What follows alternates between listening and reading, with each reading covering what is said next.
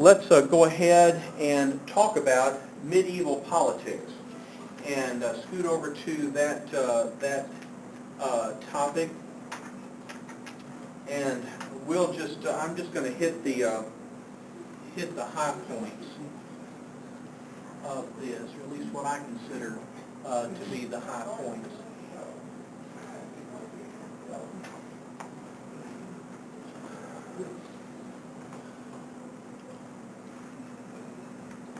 I guess the last time we were looking at Western civilization, we were talking about the rise of the papacy because of the decline of the Roman Empire. All right, so we have in the West this decline of civilization, the development of what we call the Dark Ages. Sometimes that's a misnomer, but I think in comparison to the Roman Empire that went before and then later Renaissance periods, it was a dark era. It was an era when we have the invasion of successive barbaric tribes and their takeover of the West. They, of course, were coming looking for good land, a good lifestyle, and when Rome declined, then they took advantage and filled in that vacuum. Well, one of the tribes that entered into the West were the Franks. All right, they gave the name of their tribe as the name of France. So that kind of gives you an idea of where they settled. The Franks came in. The Franks were many of the. It's interesting that many of the tribes that came from the east were Christian, but they were Christian of the Arian persuasion because of Ulfilas, an Arian missionary who converted many of the barbaric tribes, but converted them to his theology. So they were Arian, and Clovis was a prince that married Clotilda. Clotilda was a Burgundy princess. She was a Christian, and they had an interesting life together, and ultimately led to Clovis's conversion. When their first son was born, Clotilda insisted that he be baptized. And so they immersed the son, and unfortunately he encountered illness and died. Okay? So Clovis became very opposed to Christianity, thinking that this immersion was unhealthy and caused his son to die. So they had a second son, and against Clovis's arguments, Clotilda again had her son baptized. And again, he fell ill. But this time Clotilda prayed, and the son recovered. So Clovis began to recognize the power of Clotilda's God. And so when he was going to war against another tribe called the Alamans, he prayed, "Jesus Christ, you are said to give victory to those who call on you." And he promised that he would convert and be baptized if he were victorious. Well, he was victorious. He won. And even though he was concerned that there would be resistance from his generals and his followers, all were willing to follow the immortal God. So Clovis was described as a new Constantine, and he was baptized along with his followers. So we have this conversion experience that united Catholic against the other Germanic tribes and the Arians, He extended his kingdom over Gaul, Burgundy, Bavaria, all of this region that we know as France. And his descendants were benefactors to the Catholic Church, and especially to the Roman papacy, as we're going to see. So again, we have this political power rising up, uniting with the interests of the church. Now, one of Clovis's ancestors was known as Merovius, and so the kingdom is known as the Merovingian kingdom. Now, they, in turn, declined, and so it came to a place where the kingdom was ruled not by the king, but by the mayor of the palace. It's a very unusual situation where the second in command actually is in command. The best illustration I can think of is Denethor, who was the steward of Gondor in the absence of the king of Gondor. All right, so think of this mayor as being the steward and actually being the ruler. Invasions, of course, were sweeping Europe, Slavs from the east and Moors from the south. So during this period of time, the church declined. But there is a resurgence under Pepin I, who was one of these mayors with increased power. And his son then was Charles Martel, known as the Hammer. He is the one we just mentioned as the one who halted the Muslim advance into France at the Battle of Tours. Well, then Charles Martel's son is known as Pepin the Short, and he usurped the crown of the token king, whom history knows as Kilderic the Stupid. Well, his real name was Kilderic, and historians call him the Stupid. Isn't that embarrassing? I hope they don't remember me as Rex the Stupid. I don't know. A number of things they might say about me, but anyway, Kilderic the Stupid. And here again is kind of a foreshadowing here when the Bishop Boniface. Now we didn't. I don't think Mark talked to you much about the missionaries that are mentioned in your lecture on the early Western Church, but Boniface was one of the missionaries sent from England into what is now Germany, and of course he was also ministering in this area as well. And Pope Zacharias told Boniface to anoint Pepin as the king, and so again we had this union of church and state. And in gratitude, Pepin rid the kingdom of paganism. He awarded land and authority to the Pope. He ran the Lombards out of Italy. And so what we have, again, is this alliance between the church and the state. Well, then we come to the rise of Charlemagne, Charles the Great. And Tyler is doing his paper on Charlemagne. So we'll have a great deal of information there about this very important figure, not only in church history, but also in world history. He is the one who actually extended this kingdom into an empire. Today we refer to it as the Holy Roman Empire.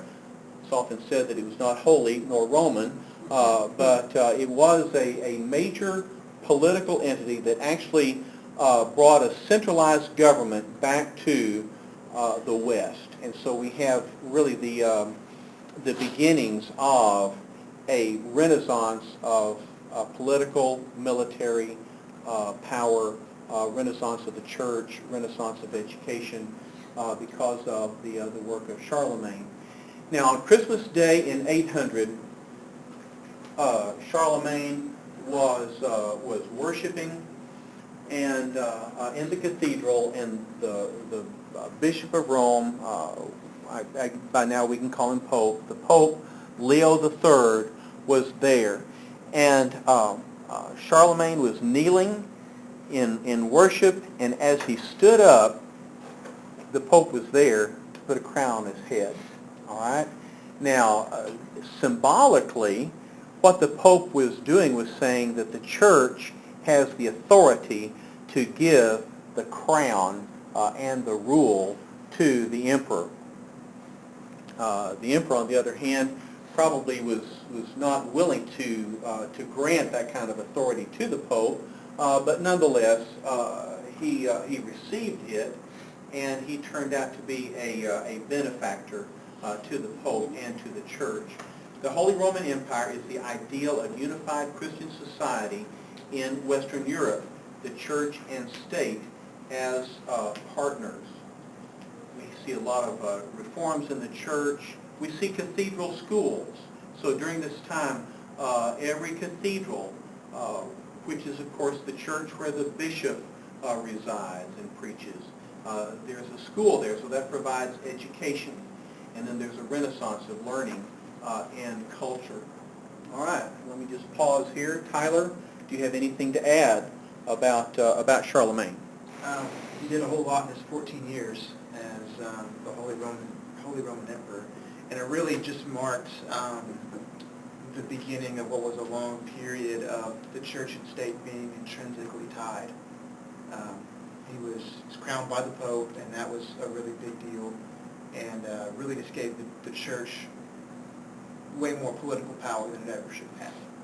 Not that they already didn't have that, but that was the big representation of that.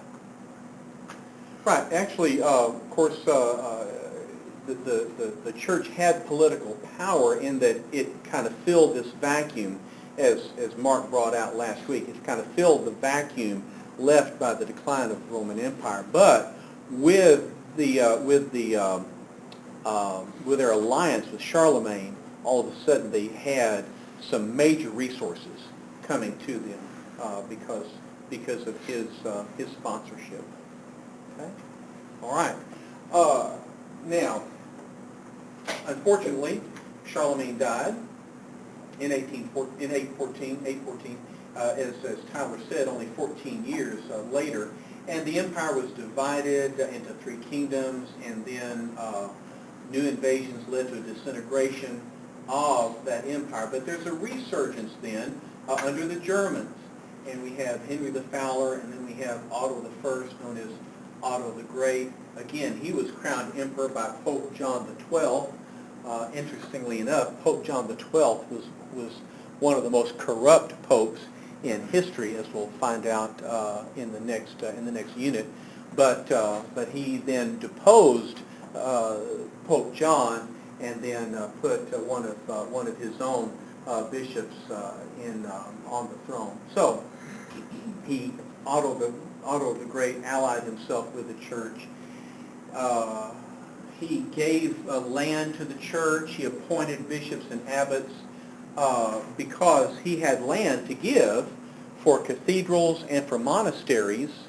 Then he felt like he had the authority to appoint those who would fill those positions, and then in return he would get the support of these clergymen.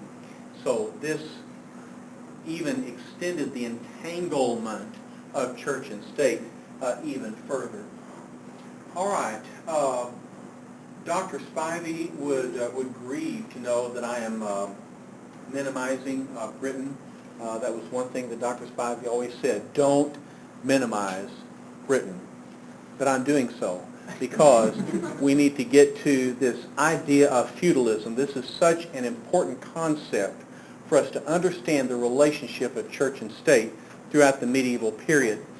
And so it's a complicated a relationship, and it's so different from our current understanding of the relationship of church and state that we need to take some time to understand it. Feudalism arose after the collapse of the Carolingian Empire, the empire of Charlemagne. And it arose especially in France. It was transmitted to England. It developed also in Germany. So we have feudalism is really widespread, and it lasted from the 9th to the 14th centuries. Now, the components of feudalism are the relationships of the lordship of the nobleman over a vassal. So we have this personal element of feudalism. First of all, we need to get the idea that all of the land belonged to the king or to the nobleman, and that nobleman could parcel out that land to others who became vassals, or they became, I would say, servants. That's too low a word, but a vassal is someone who owes allegiance to a nobleman. So a lordship of one nobleman over a vassal because of the granting of land. So the vassal would receive land from the lord. That would be investiture. The lord invests the land in a vassal. In return, the vassal promised loyalty. That's known as homage. Now, a vassal could have multiple lords, because a vassal could receive land from multiple different noblemen. All right, but his liege homage was given to the first lord. So that first initial granting of land to the vassal created liege homage. The property. There's the personal element, there's the property element. The vassal received the property from the lord. And then that land really was loaned in exchange for dues and services. So as a benefice, the vassal gave dues in the form of mostly agricultural products or sheep, the products of the land. That would be given as dues to the lord, but also there would be services, because if the lord went to war, the lord would expect the vassal to support him in that war. And so the government was the private exercise of governmental functions over vassals and their property. So what we have is an economic system that's built on land. Land becomes the primary commodity of government and property. All right, almost every nobleman was both a lord and a vassal. Every nobleman had a relationship above him to his lord, and then below him to his vassal. The king was at the top of the pyramid. And the dukes received land, and they repaid with armies of knights to support the king. Beneath the dukes were other levels of nobility, and then each owner of the smaller property, the bottom rung of the nobility was the knight, and each knight had enough land to support him and his mount. And then attached to the land were the serfs. And the serfs were bound to the land as servants, and they were transferred with the property. So as the property was inherited, the serfs went with that property. Okay. Let me see if I can help you with some illustrations from movies. All right. Again, Dr. Butler, the movie fan. How many of y'all have seen any version of Robin Hood? Okay. All right. I mean, there are just a number of versions. Of course, my favorite is Errol Flynn, but there's also Kevin Costner, more recently Russell Crowe. But in all those situations, there's this idea of allegiance to either King Richard or Prince John.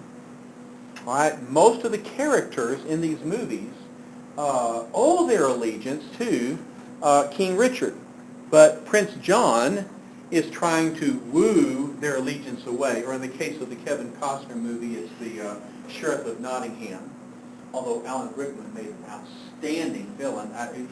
Why he was made the Sheriff of Nottingham, I don't know. A sheriff would not even come close to that kind of authority. But nonetheless, it's that idea of trying to woo allegiance away, all right? But they all owe their allegiance their liege homage was to King Richard.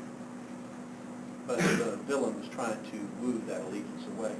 All right. How many of y'all have seen Knight's Tale? All right. Heath Ledger's movie. All right.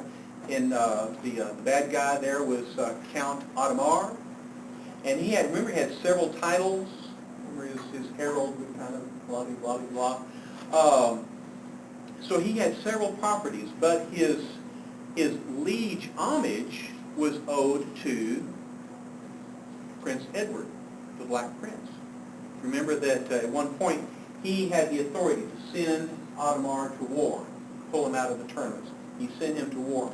Now later on, Prince Edward then knighted William Thatcher, all right, who had been pretending to be Sir Ulrich, but he was granting property and a title to William, and then William then owed him his liege homage. Roland and Ward, they had been serfs of Sir Ector, and of course so had been William. They'd been serfs. They'd been attached to the property. So y'all kind of catch that very complicated system of government and how it was attached to the land. All right. Now, the feudal church. When the nobles would give their land to the church, either for cathedrals or for monasteries, they also were expecting homage from the bishops of those cathedrals or the abbots of the monasteries, or if it was a female monastery, they would expect homage from the abbess. So both the bishops, the abbots, the abbesses, they came under secular control.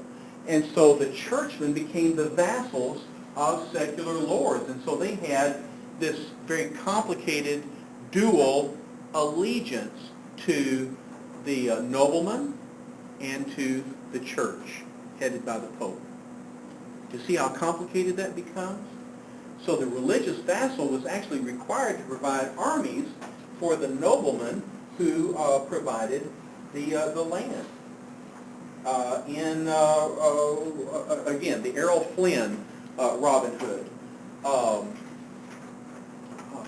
It's a colorful live-action movie. If y'all haven't seen it, you need to see it. Where else can you see Robin Hood in green sequins? All right, Little John in yellow tights. Wow, it looks great in Technicolor. But King Richard is the liege lord of England. Prince John attempts to lure away the allegiance. Robin, Earl of Locksley, is loyal to his lord, defends Richard against the treachery of John and the nobles. The feudal church is represented by the Bishop of the Black Canons. He holds his position and his lands by investiture first from Richard, but he gives his loyalty to Prince John. And Prince John says, "How long do you think you will hold your position when Richard hears what you've been up to?" All right, it's the same thing in Kevin Costner's movie when that big fat bishop betrays Lady Marian because he has given his allegiance to Alan Rickman. Okay. So, two chains of commands developed for the clergy as a result of the feudal church. Now, the church became more powerful, became more centralized. The church used these vast properties and the dependence of secular lords upon religious vassals to exert pressure on those lords. There were some positive dimensions because the church became a significant educator and had some influence, injected Christian values into the knightly system, but as a rule, it was much, it brought about the decline of the ethical, moral, spiritual dimension of the church because the church became very much tied to the interests of the nobility with their power and their money. Okay. So we have to understand this to understand as we move forward and talk about the relationship of the church and the state. We have to understand the relationship of the feudal church. Any questions? We went through that very quickly, so I'm sorry for the speed of it, but if you have any, what is not clear, perhaps you can find clarified by reading your textbook very carefully in that section. Okay? All right, thank you so much for your